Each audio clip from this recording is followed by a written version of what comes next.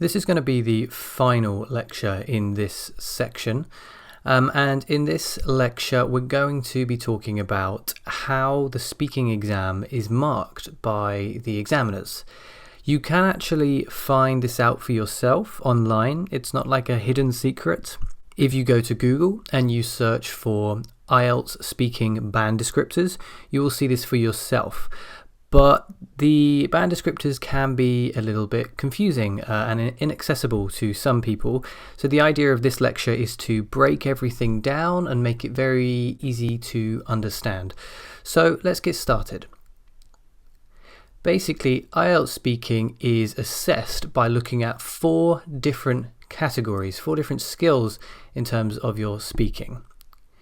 And those 4 things are your fluency and coherence, your lexical resource, which is your vocabulary, your grammatical range and accuracy, and your pronunciation. So let's break this down and look at each of these categories in turn, focusing in particular on how we can score a band 7. So fluency and coherence to begin with. According to the official band descriptors, which you will see online, to achieve band 7 and above, you must speak at length without noticeable effort or loss of coherence. You may demonstrate language-related hesitation or some repetition and/or self-correction. You must use a range of connectives and discourse markers with flexibility. If that looks a little bit foreign to you, then let's have a look at it in more basic language. You should speak for a long time without struggling to find the right words as you are doing so. Of course, if you're in part 1, as we talked about, you don't have to speak for too long, but just try to speak at length for a longish time without struggling and hesitating. So don't worry too much if you do occasionally hesitate, repeat words or correct yourself. This is permissible and you can still score a band 7 while doing it, but you should try to avoid it if you can.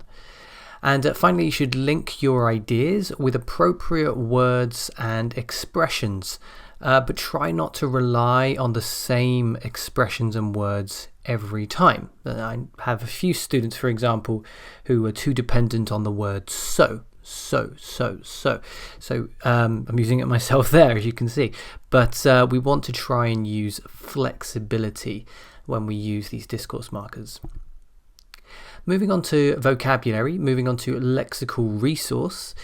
To achieve band 7 and above, you must use vocabulary flexibly to discuss a variety of topics, use less common and idiomatic vocabulary, and show some awareness of style and collocation, and you must use paraphrase effectively. So what does this mean in basic terms?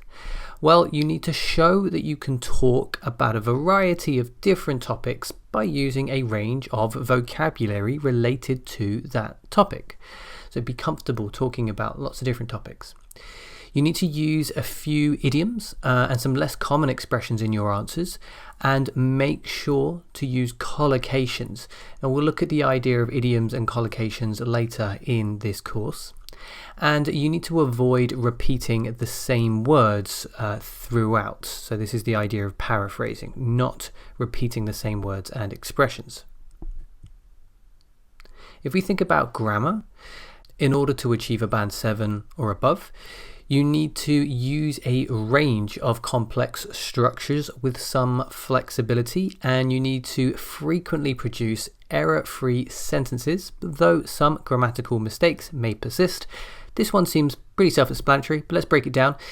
Do not speak in very simple sentences only, but do try to include more complex structures too. Try to avoid making too many grammar mistakes.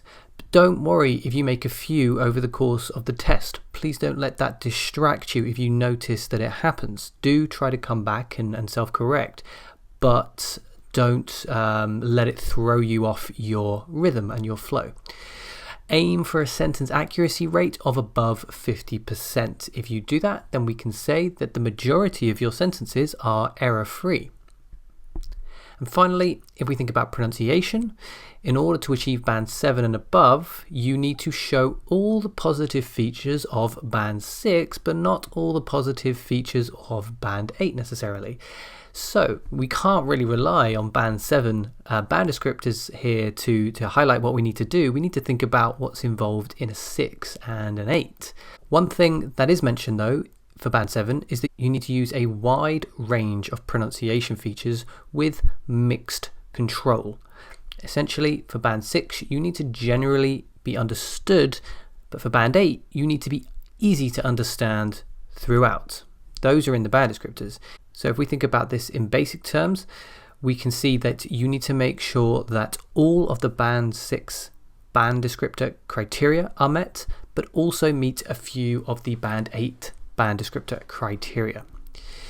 You need to show that you can pronounce words accurately. That means using both the correct stress and the appropriate sound for the vowel or the consonant you're trying to produce. You also need to make sure you're using appropriate intonation. Essentially, this all comes down to making sure that you can be easily understood. If the examiner finds it difficult to understand you, then you may lose a few marks. Your accent should not matter here. Your accent should not be marked, but if you are not making yourself understood, and you can test this by perhaps speaking to a native speaker, then you really need to be working on improving your pronunciation. So let's have a quick roundup here. The 4 band descriptor categories. What are they? Fluency and coherence, lexical resource, grammatical range and accuracy, and pronunciation. So what are the criteria for achieving a Band 7 in each of these categories?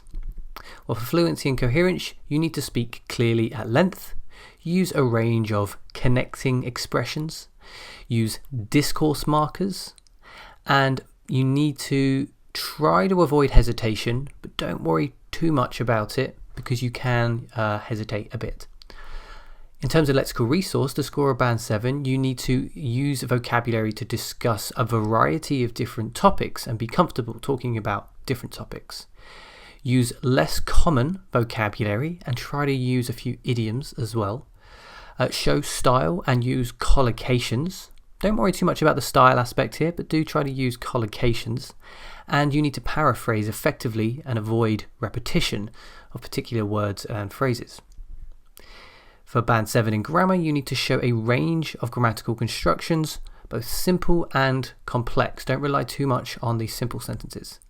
Don't make too many grammatical mistakes, but don't worry if you make a few. You are allowed to make a few mistakes, but you should aim for a minimum of 50% sentence accuracy. And for pronunciation, try to show control over a range of different pronunciation features, different sounds for different consonants and vowels. Effectively use intonation and stress. Make sure that you can be understood and try to make as few mistakes in this area as possible. Now, the aim of this course is to ensure that you are able to meet all of these Band 7 criteria. So each of the sections, which each reflect a different part of the speaking test, will be broken into 4 lectures, each one focusing on a different criterion of each of the band descriptor categories. So let's get started on that journey by moving now into section 2, focusing on part 1 of the speaking test, and I will see you there.